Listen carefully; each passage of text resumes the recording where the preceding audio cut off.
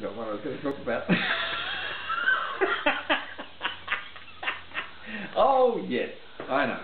Do you know, one of the things that irritates me most about a lot of sales courses is there's a huge emphasis on handling objections.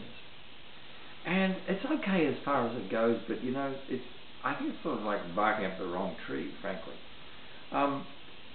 When you learn a bit about emotional intelligence, you'll realize that one of the first things that happens in terms of creating an objection is there's something emotional is going on.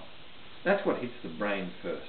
There's some concern, an emotion, and then in the limbic area of the brain, and then by the time it gets to the front cortex, the person can't say, I've got some emotion, so they turn it into some kind of rational objection, which is a reason why I can't buy your service.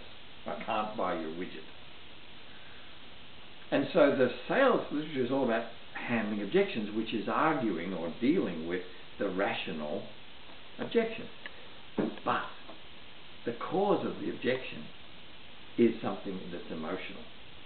So dealing with objections by talking to them is not going to address the problem.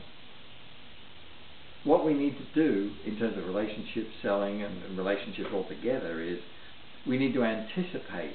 We need to understand what the emotional state of the person is, not only oneself, but also the other person.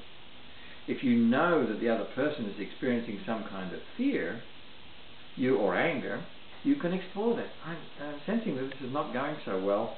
You know, what's going on with you? And the way you can know that you're successful in terms of your, emotional intelligence, in terms of understanding and not getting objections, is that the so-called objection comes out as a question. For example, look at the difference between something like, I'm sorry, I can't buy your service, we just don't have the money. There's something very final about that. That's an objection. 2, I really like your service, but we just don't have any money in this year's budget. I'm not sure how we can do business. The second example, is now it's a question we can all work on together to solve. Maybe there's a way to have them pay in the next budget year, for example. That's the difference between an objection and a question. If you get questions, you're handling the emotional intelligence side of things really well.